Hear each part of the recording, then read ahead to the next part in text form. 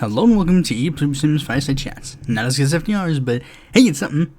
Now, this week is going to be an interesting episode because, for a lot of reasons it's going to be interesting. Some of the stories I talk about are interesting. Some of the main subject is obviously interesting.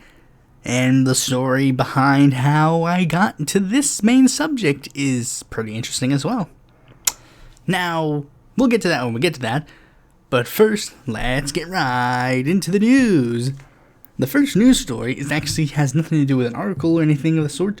We're going to be talking about the big drama of the left wing as of yet. The day I am recording this is the day that the long-fabled March for Medicare for All was slated to happen. The thing that basically dominated left Twitter drama for a while. The march that was very pushed upon by a large majority of people. And what were the results? Well, it wasn't a complete disaster. It wasn't a complete success. Really, it was just a thing that happened. Basically, the worst thing you can say is that it had a couple of cringe things happen that day, and it had some, let's just say, notable things for many reasons. First, we're going to say something interesting.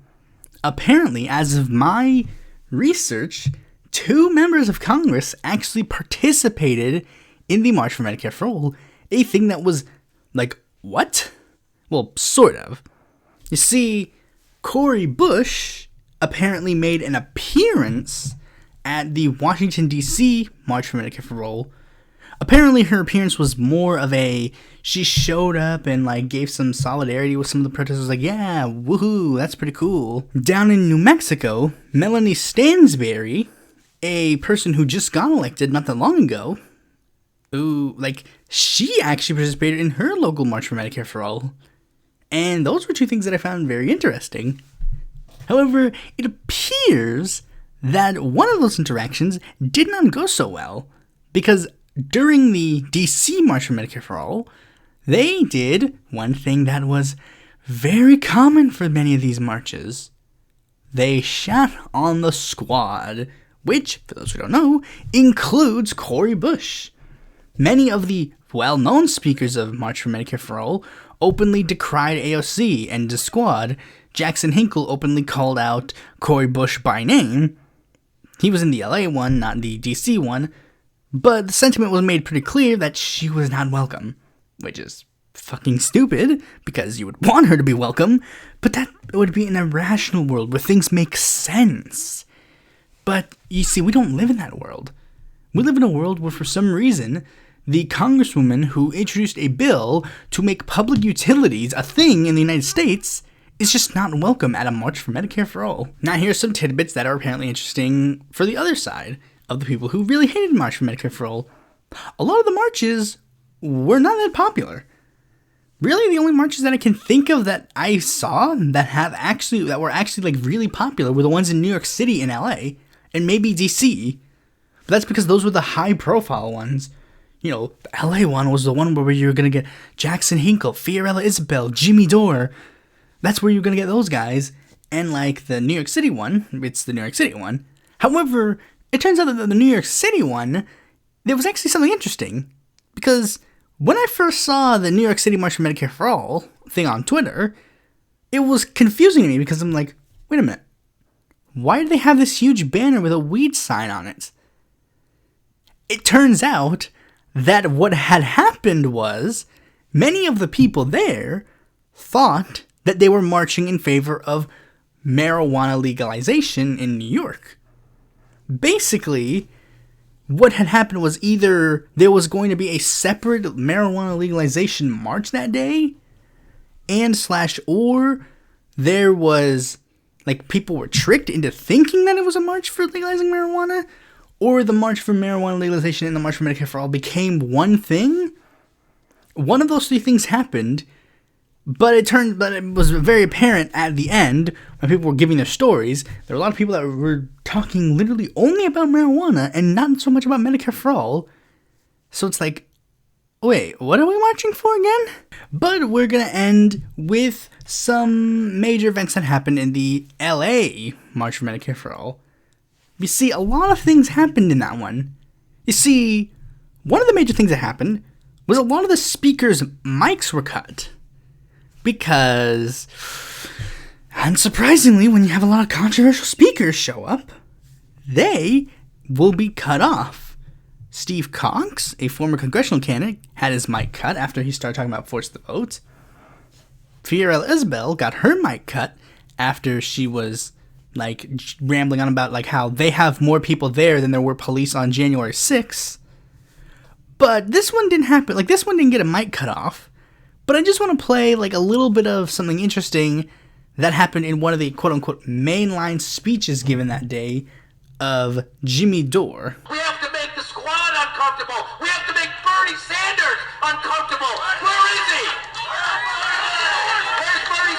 Hey, Bernie, where's your movement? Where is your movement, Bernie? I'll tell you where it is. It's in the streets of America today, fighting for Medicare for all, while you're taking fucking Very interesting. Now, this would actually make sense if the squad or Bernie hypothetically said, don't march for Medicare for all. You see, that's the big thing that all these people don't seem to realize. They are bringing all this stuff up as if these people are actively turning away these marches, when in fact, that's not at all what's happening. In fact, as I stated before, Cori Bush showed up to one of the marches. Remember, AOC had protested in Nancy Pelosi's office day one of her congressional career. They're acting as if these guys don't support protests, that they don't support all this stuff.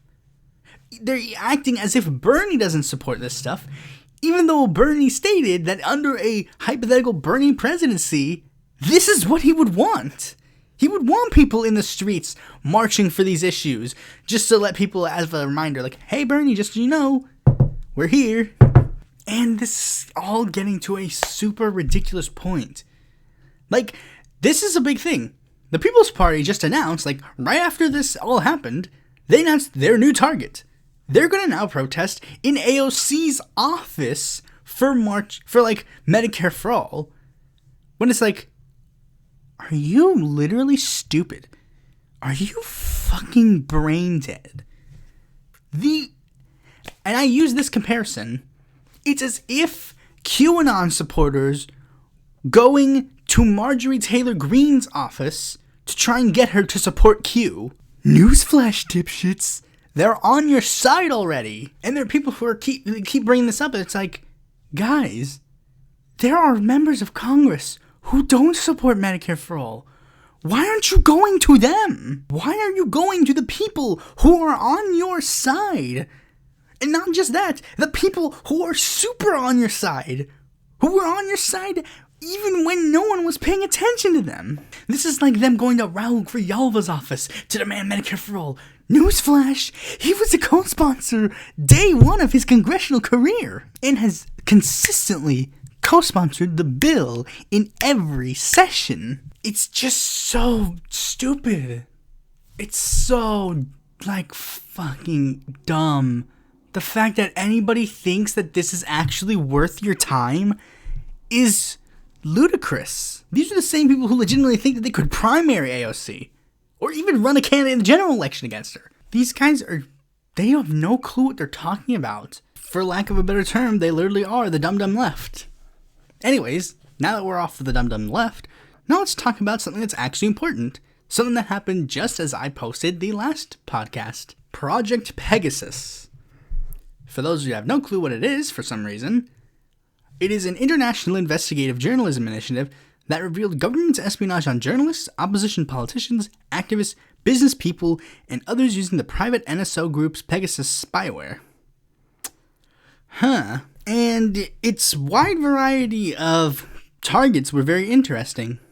The president of Iraq, Barham Salih, the former prime minister of France, Edouard Philippe, Emmanuel Macron, the president of France, the former Prime Minister of Belgium, Charles Michel, the Prime Minister of Egypt, Mustafa Mabdoli, and also many other people, including the presidents of South Africa, Uganda, Yemen, Pakistan, Morocco, the King of Morocco, Lebanon, Kazakhstan, my apologies, numerous other French diplomats, and the Prime Minister of Algeria, and quite a few people who are opposition people, such as Rahul Gandhi, the prime opposition to Narendra Modi. Another interesting target were some Saudi individuals, including prominent Saudi's women's rights activist Loujain Hatol and Jamal Khashoggi. Now, honestly, I can't really give much into this.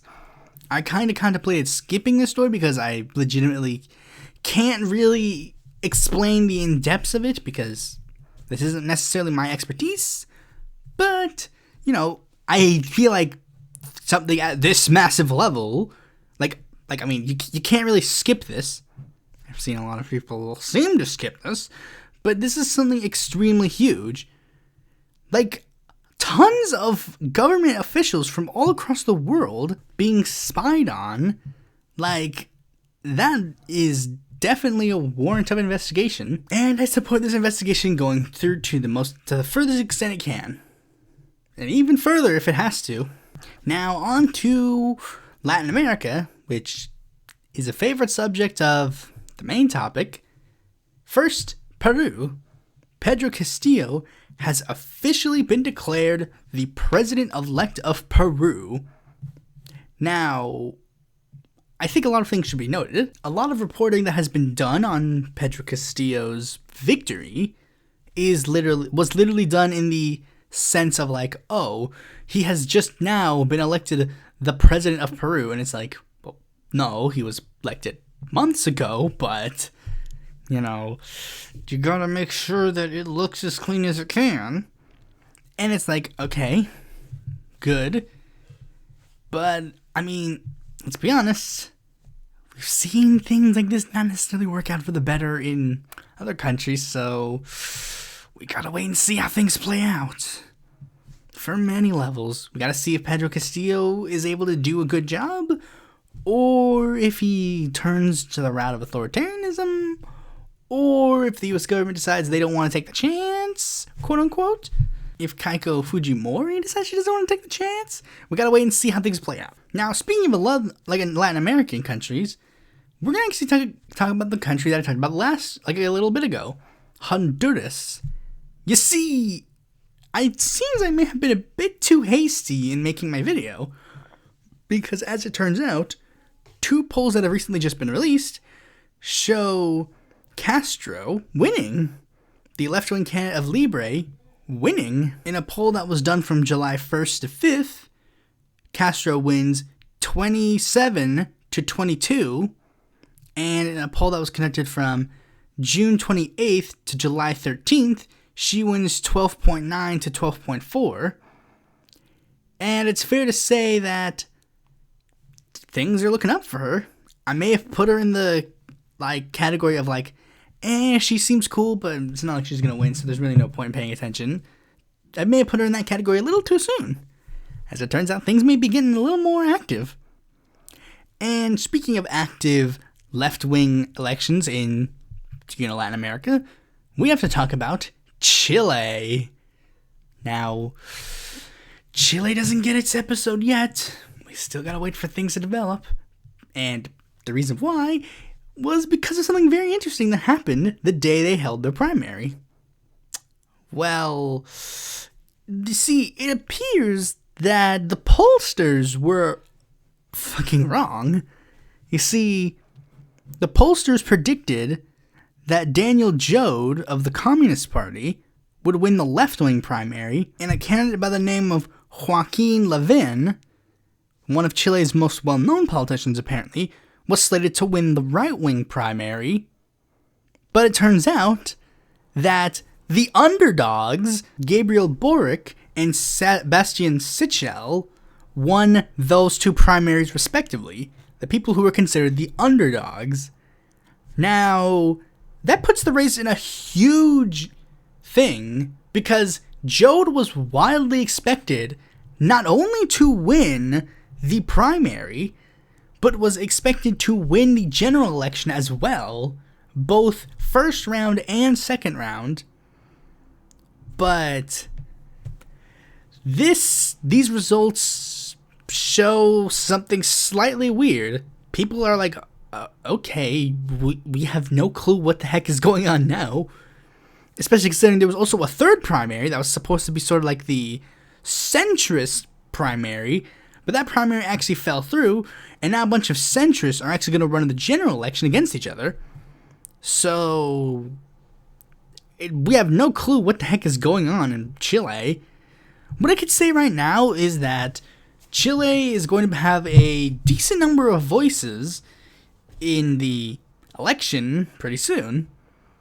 I've seen some people who are of the center right, the center left, the far left, the further left, to, unfortunately, the far right. So we're going to have to wait and see how things play out. Now that we got all that out of the way, let's move on to the main topic of this video. Now, this episode, I did not expect to make this soon. I expected for there to be like a decent number of time before I actually made this video.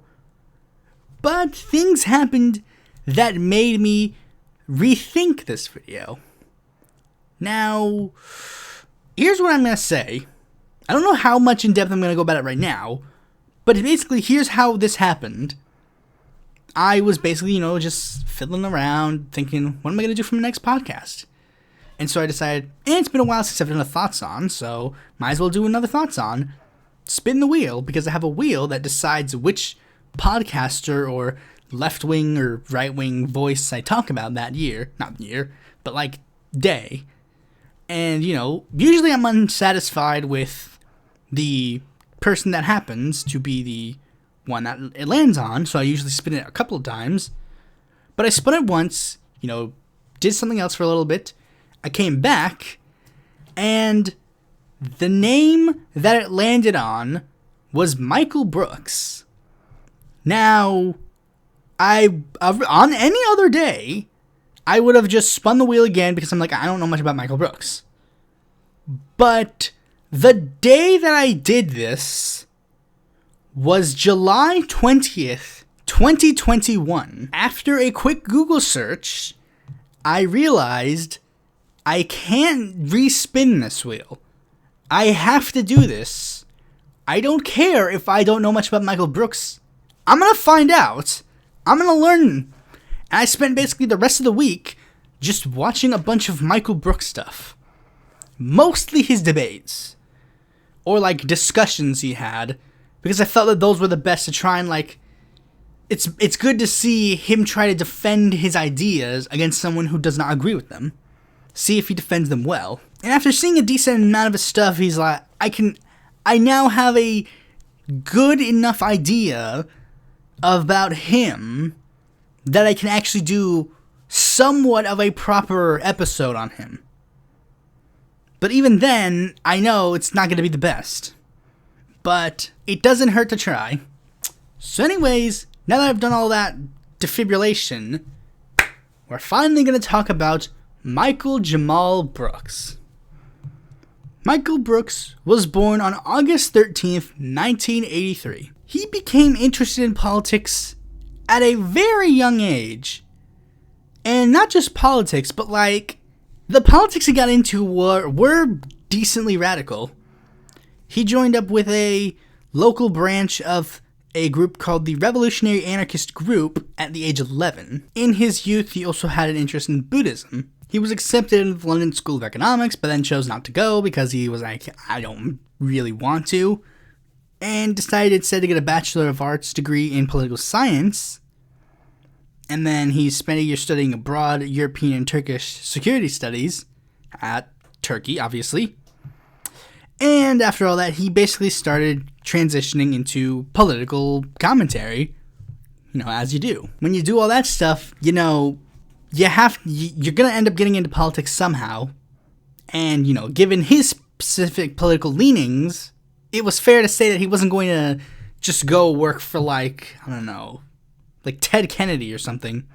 Okay, bad example because AOC worked for Ted Kennedy, but, like, you get what I mean. In his early, like, journalism work, he mostly started working on, like, Civic Actions, Talking Points Memo, and The David Pakman Show. Then, while Brooks was on his way home to New York, he basically met a person by the name of Sam Seder. And Seder was, quote, immediately struck by his intelligence and his sense of humor and decided to hire him despite his ominous warning that he is not great with details. And, of course, he ended up becoming a contributor and eventually a co-host of the Majority Report, which basically opened the door to him doing a lot of other political stuff. He, like, joined the Young Turks for a little bit, not, like, as a full-on member, but I think he, like, co-hosted, like, a couple of episodes. He co-hosted a podcast called The Two Dope Boys and a podcast in 2016.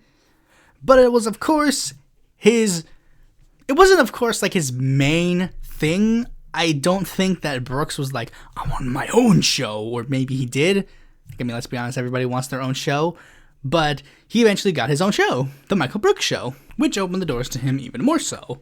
Him being on the Hear the Burn podcast, Novara Media, Rising. Basically, he was a jack of all trades. He would appear on everybody's shows. Well, not everybody's, but we'll get to that in a bit. Now, with all this, you might be saying, what was Brooks's, like, hook? What was his main thing? Well, his main thing appeared to be two things. One, not taking himself entirely seriously. Like with, like, Secular Talk and me and a lot of other people, one of the big things is that they don't necessarily take themselves completely seriously.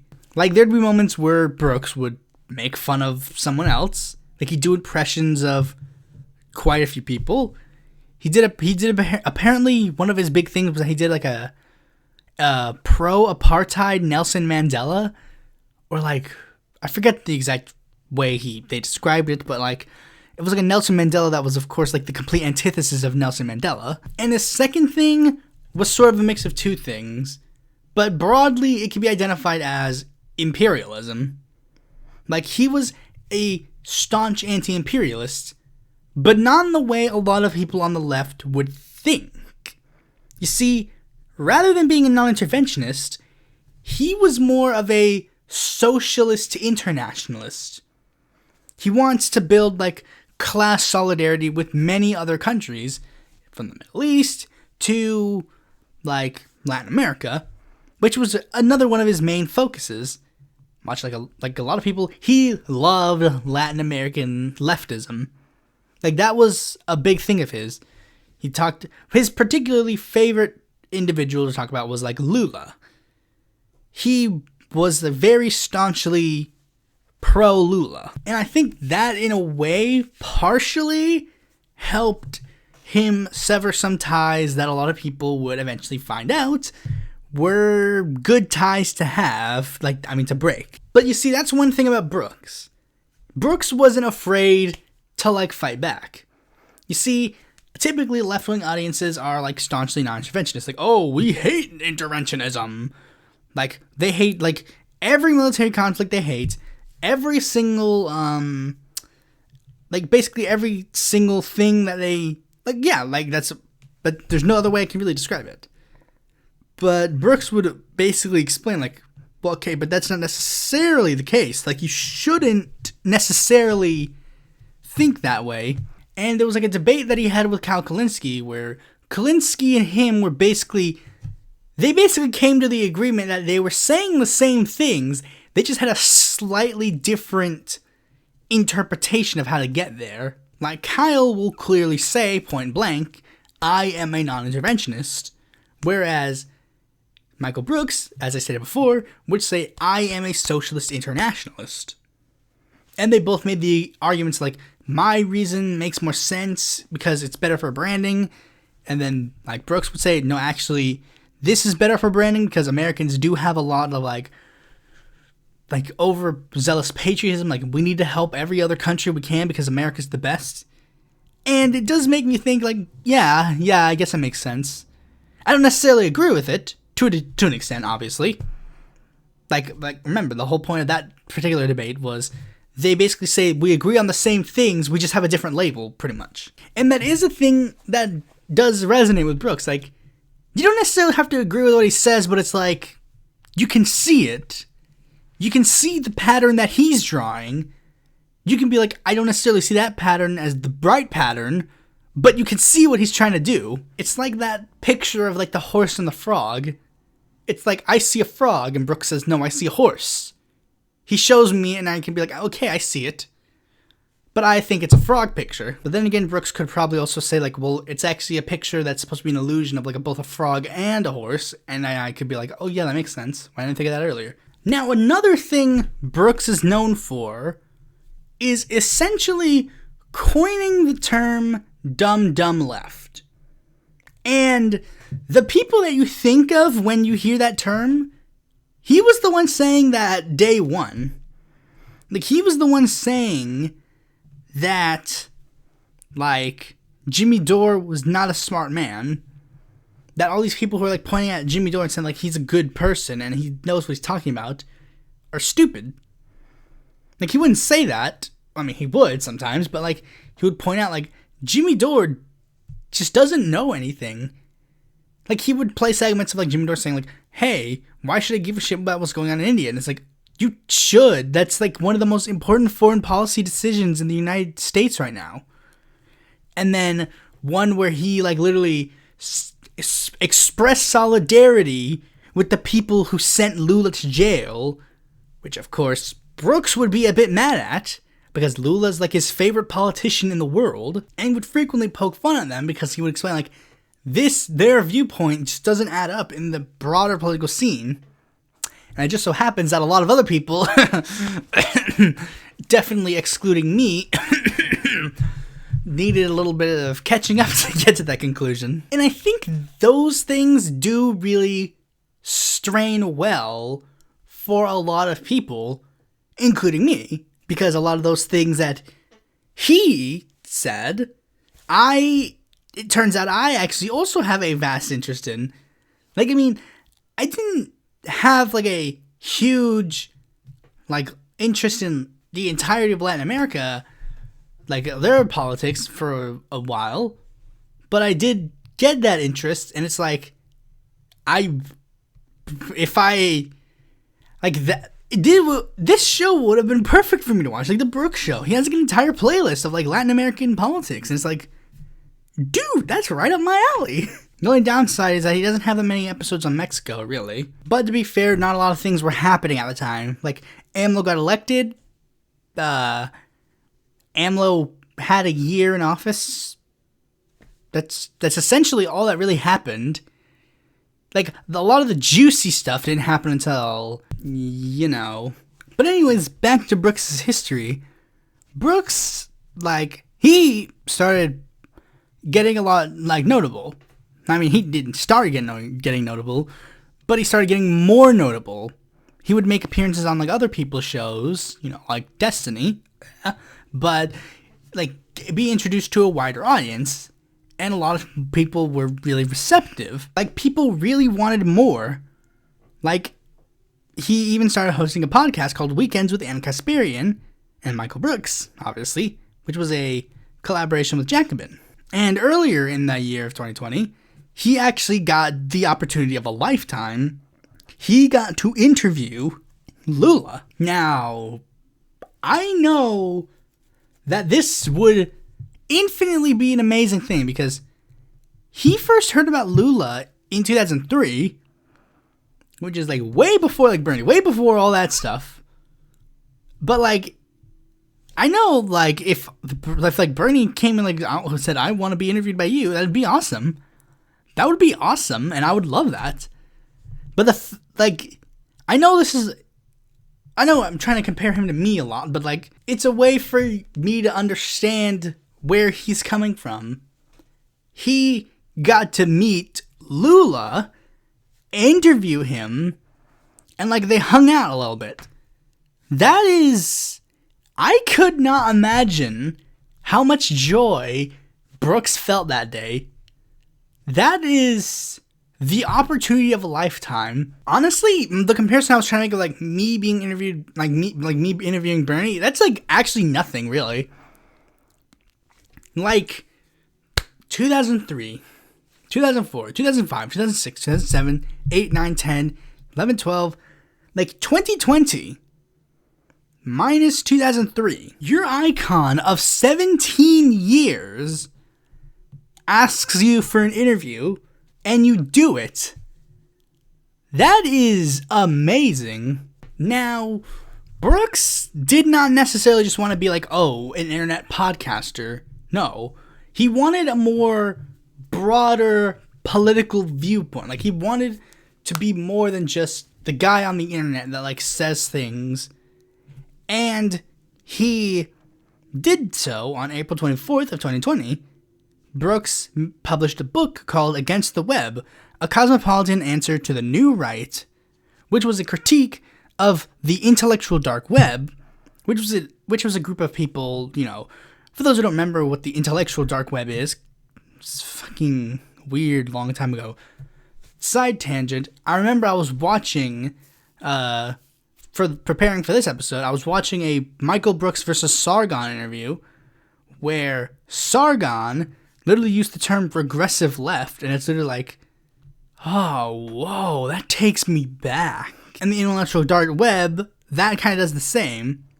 They basically were a bunch of people who were, like, trying to, like, combat political, like, political correctness.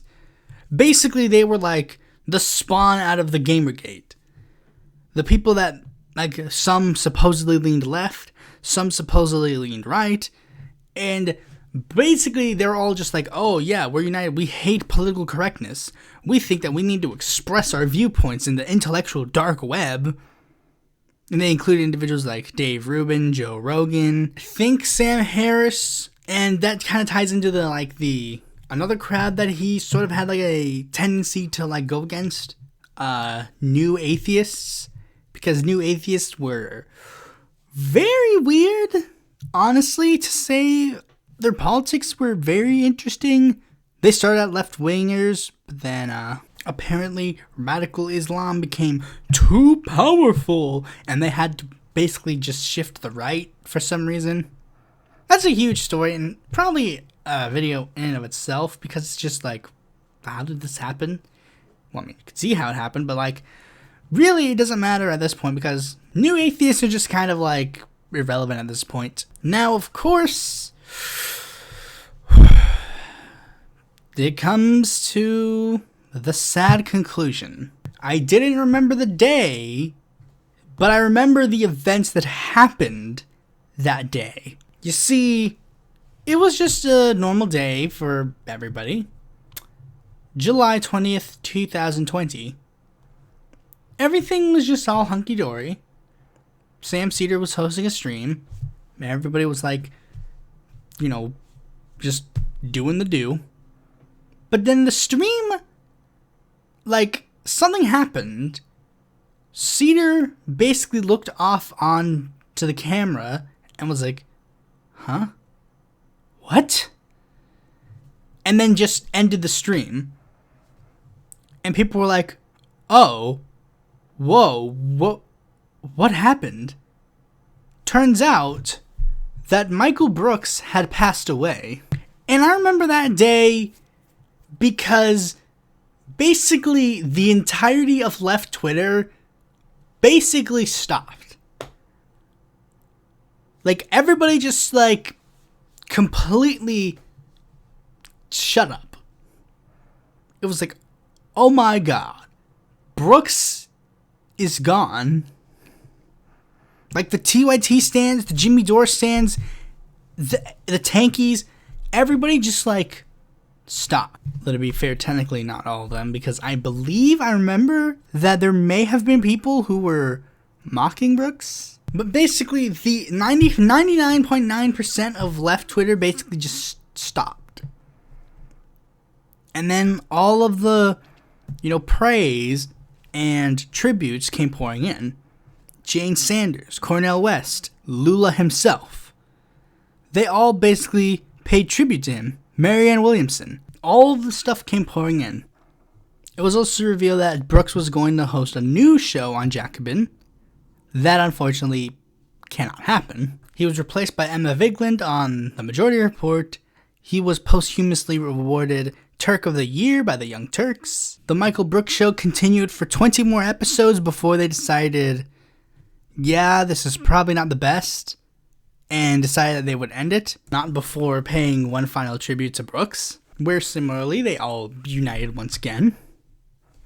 And like a bunch of people came together to pay tribute to him. Co-hosts on the Michael Brooks Show started their own shows. The Brooks family launched the Michael Brooks Legacy Project, which basically turned the Michael Brooks YouTube channel into a education ground for left voices.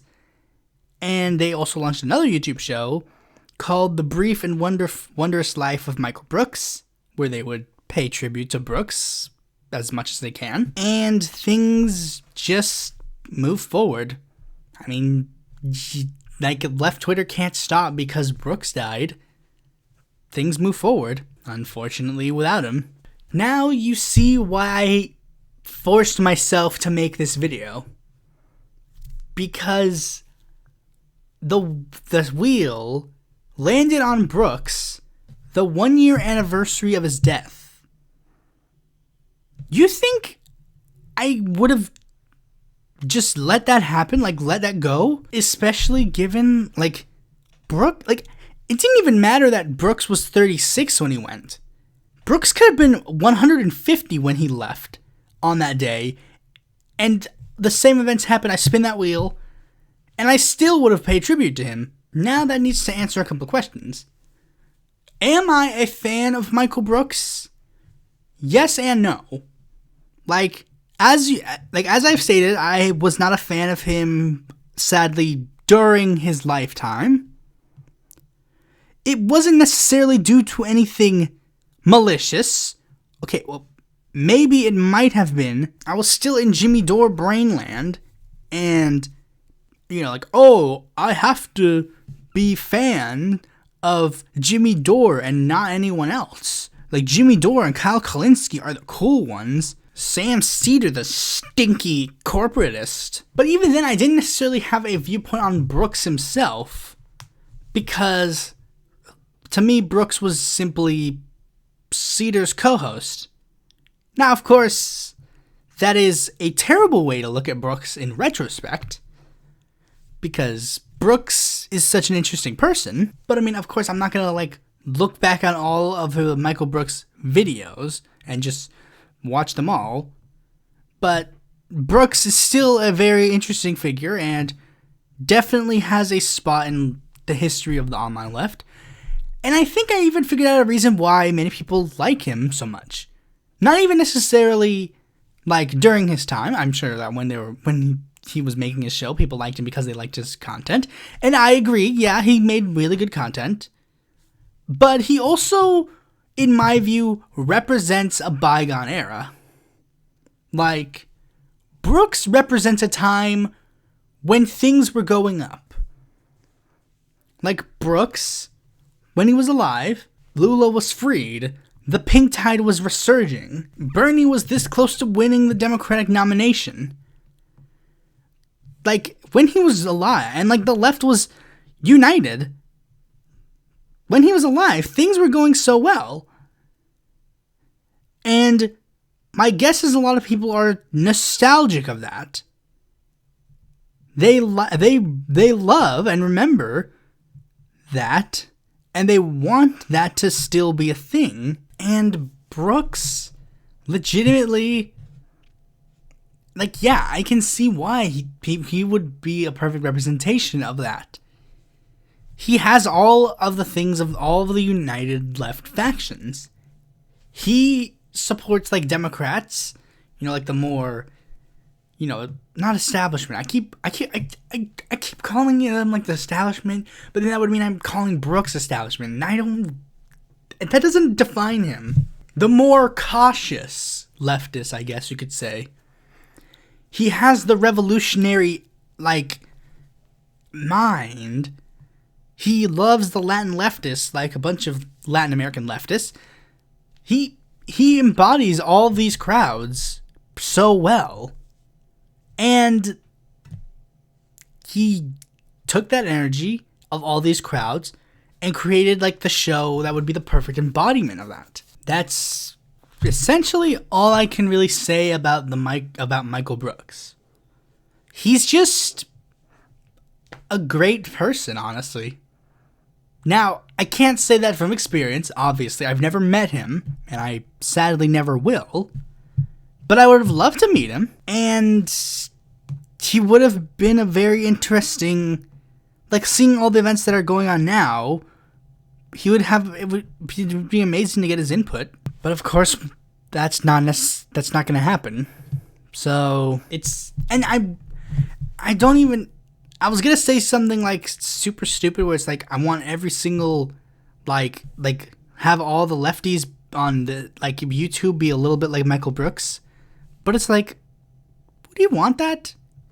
Would you just want like a million other shows that are just him over and over again? No.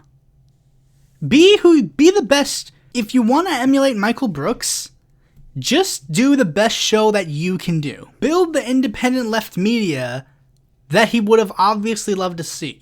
Thanks for watching this video. Be sure to like, comment, subscribe, and click that bell to be notified when the future video of mine comes out. And if you're interested in more content from me, you can go to my website, follow me on Twitter, join my Discord, check out my articles in the Independent Political Report, or consider supporting me on Patreon.